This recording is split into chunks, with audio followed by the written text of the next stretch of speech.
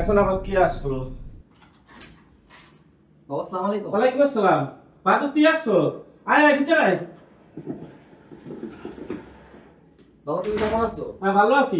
এই তুমি কই? দেখো কি আসছে, আমাদের ছেলে পারভেজ বিদেশ থেকে আসছে। বাবা পারভেজ, তুই কেমন আছস? আমি ভালো আছি মা, তুমি ভালো আছো? এই তো ভালো আছি বাবা।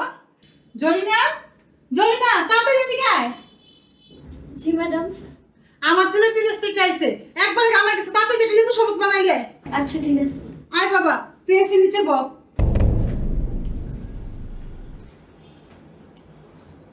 বাবা তোর আইতে কষ্ট হয় নাই তো?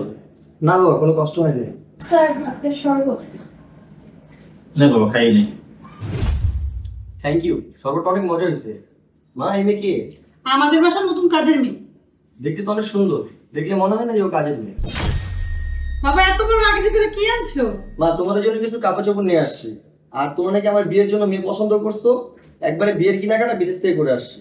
হ্যাঁ বাবা, অনেক বড় লোকের মেয়ে, মেয়ে দেখতে অনেক ভালো। জরিনা, অরুণটা গোসা যায় একটু রেস্ট নে। স্যার আপনি আসেন।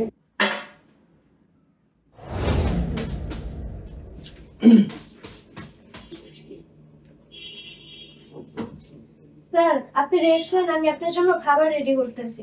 দাঁড়াও, জি। তোমার চেহারাটা আমার খুবই পরিচিত মনে হচ্ছে।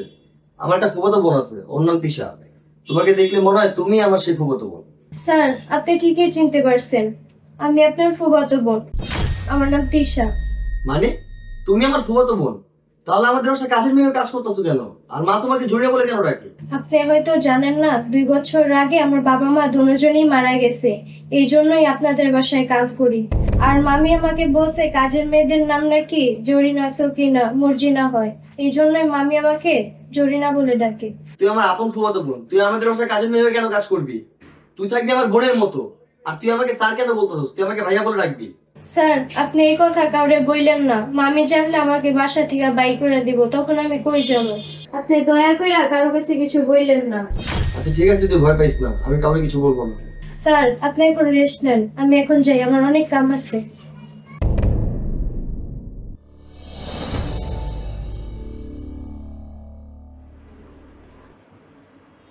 স্যার, স্যার এই যে আপনার বেডটি।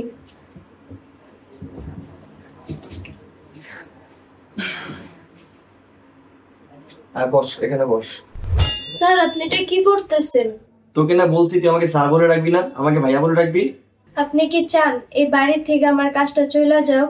এই কাজটা গেলে আমি যাব কোথায়? কই যাবি মানে? তুই তোর গ্রামে বেড়াতে যাবি? ওইখানে তো আমারে দেখার মতো কেউ নাই, আমি কি করবো, কি খাবো?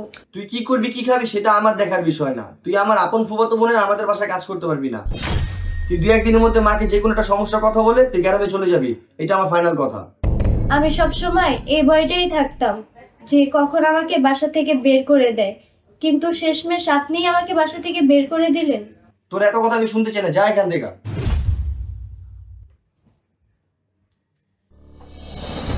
পারভেজ তোর লাইকে যে মেয়ে দেখছি আমাকে পছন্দ হয়েছে, তারপরে তুই চল কালকে দেখা একটা আংটি পরাই আসবি না। না বাবা, কালকে আমি যেতে পারবো না, আমার একটা জরুরি কাজ আছে।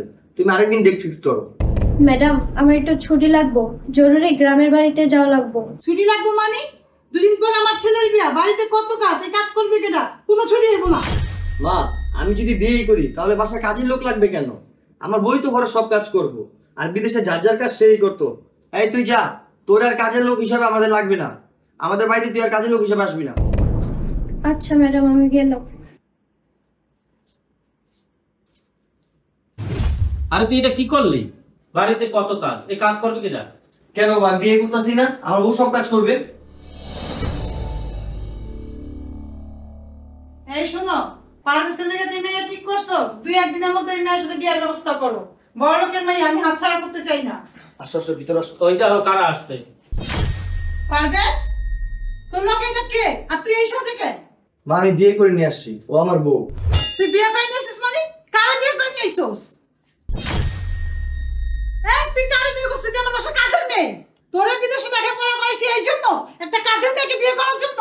মা ও কোনো কাজের মেয়ে না, ওরে তোমরা কাজের মেয়ে বানায় রাখছো। ও আমার আপন ফুফাতো বোন, ওর উপরে তোমরা অনেক অত্যাচার করছো, এই জন্য ওরে আমি এই বাড়ির বউ বানায় নিয়ে আসছি। না, আমি এই বিয়ে মানি না। একটা কাজের মেয়ে আমার বাড়ির বউ হইতে পারে না, সমাজে আমাদের একটা মান সম্মান আছে। তুমি মানো বা না মানো তাতে আমার কিছু আসে যায় না। বাবা, তুমি কি করে পারলা? ও তো তোমার আপন ভাগ্নি, তোমার বাবার সম্পত্তি তো ওরও ভাগ আছে। বাবা, তুই যে কাজটা করছো খুবই ভালো কাজ করছো, আমি মাইনে নিলাম। শোনো, তুমিও মাইনে নাও, আমরা ওর উপরে অনেক অত্যাচার করছি। আচ্ছা ঠিক আছে, আমিও মাইনে নিলাম। আরে দেশে থাকো মা। বেঁচে থাকো মা, বেঁচে থাকো।